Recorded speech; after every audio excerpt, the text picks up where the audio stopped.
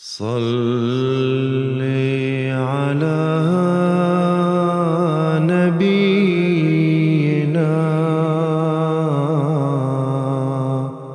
صل على محمد. Asyhadu an la ilaha illallah wahdahu la syarikalah. Wa asyhadu anna Muhammadan abduhu wa rasuluh. Amma ba'du fa'a'udzu billahi minasyaitonir rajim. Bismillahirrahmanirrahim.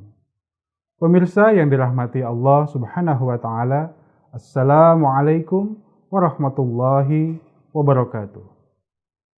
Pada kesempatan Kultum Tafsir Al-Qur'an di episode ini, kita masih membahas tafsir dari surah Al-Kahfi ayat yang ke-62. Di dalam ayat ini Allah Subhanahu wa taala berfirman,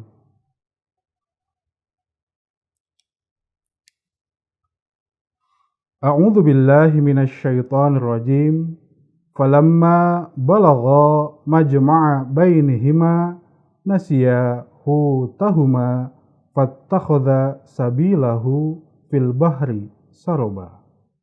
Artinya, maka tatkala mereka berdua sampai ke tempat di mana kedua lautan itu bertemu, mereka lupa ikan mereka, dan ikan itu cepat-cepat mengambil jalan ke laut.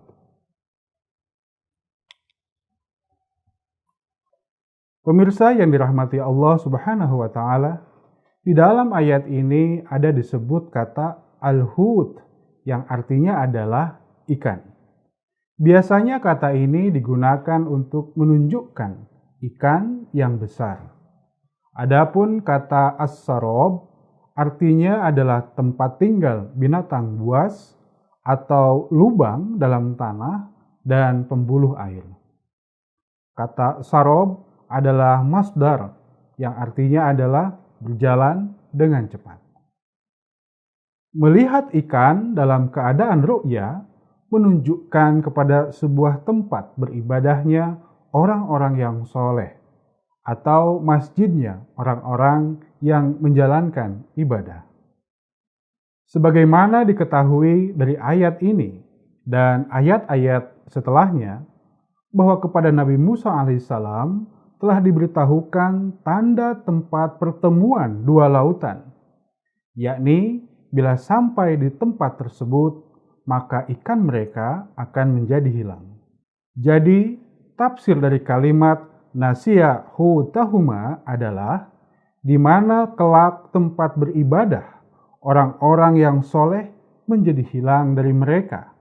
Maka disitulah tempat pertemuan dua lautan. Artinya, di tempat itulah silsilah Nabi Musa alaihissalam akan berakhir dan akan dimulai dengan silsilah Nabi Muhammad sallallahu alaihi wasallam. Pemirsa yang dirahmati Allah Subhanahu wa taala, pada saat seorang nabi yang baru datang dan silsilah nubuat kenabian baru tersebut berlaku, maka ibadah dan amal soleh dari kaum sebelumnya ditarik kembali dan dipindahkan kepada kaum nabi yang baru. Dan hal inilah yang diisyaratkan di dalam kasyaf ini.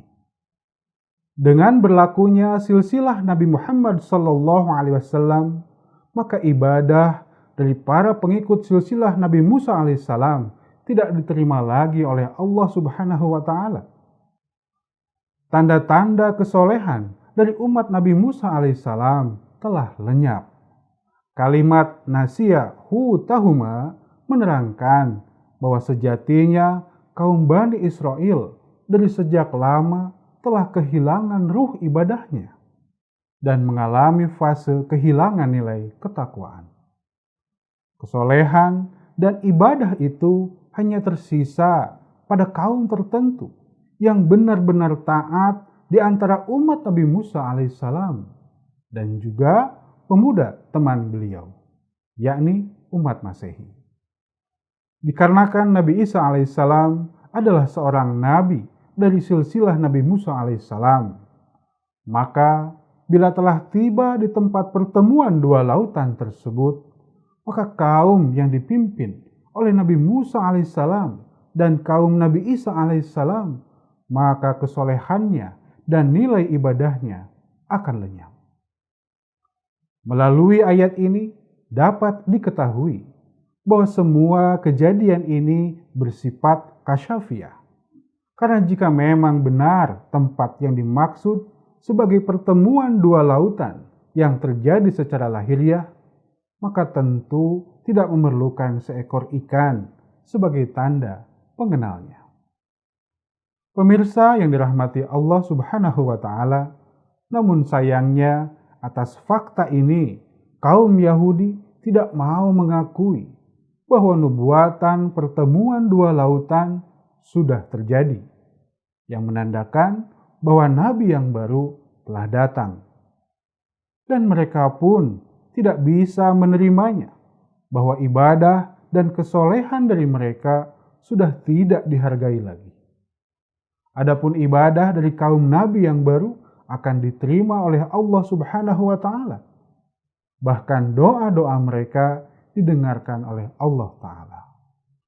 Dalil dari fakta ini telah dijelaskan di dalam Al-Quran surah Al-Fatah ayat ke-30, di mana Allah Subhanahu wa Ta'ala berfirman, Muhammadur Rasulullah walladzina ma'ahu asyidda'u 'alal kuffar ruhama'u bainahum tarahum ruk'an sujjadan yabtaghuna fadlan minallahi wa ridwana simahum fi wujuhihim min atharis sujud dzalika mathaluhum fit Taurat.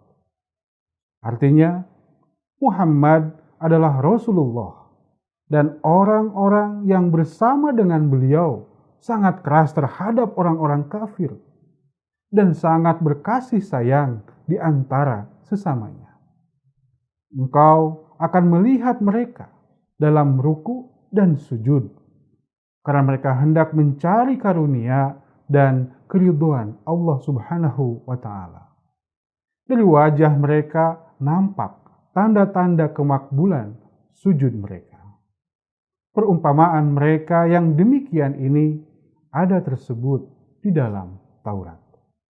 Pemirsa yang dirahmati Allah Subhanahu wa Ta'ala, dalam ayat tadi menjadi sangat jelas bahwa kepada Nabi Musa alaihissalam telah diberitahukan tanda-tanda kebenaran dari Nabi Muhammad sallallahu alaihi wasallam dan para pengikut beliau, yakni dari wajah mereka tampak ciri-ciri kemakbulan ibadah di sisi Allah Subhanahu wa Ta'ala.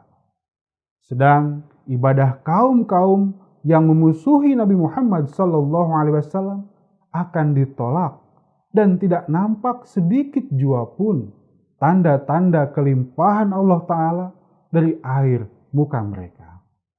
Hazrat Mirza Bashiruddin Mahmud Ahmad radhiyallahu ta'ala anhu bersabda bahwa dengan merenungkan ayat ini, aku berpendapat bahwa rupanya kasyaf ini sudah ada tersebut di dalam Taurat. Namun oleh sebagian orang-orang Yahudi, kasyaf ini pun dihapus, dikarenakan akan merugikan mereka. Tetapi secara lisan atau kisah, riwayat kasyaf ini masih ada dalam sebagian literatur milik mereka, meskipun dalam bentuk yang sudah agak berubah. Pemirsa yang dirahmati Allah Subhanahu wa Ta'ala, demikianlah kultum tafsir Al-Quran yang dapat saya sampaikan pada episode kali ini. Semoga dapat bermanfaat untuk kita sekalian. Amin. Wa akhiru da'wana anilhamdulillahi rabbil alamin. Wassalamualaikum warahmatullahi wabarakatuh.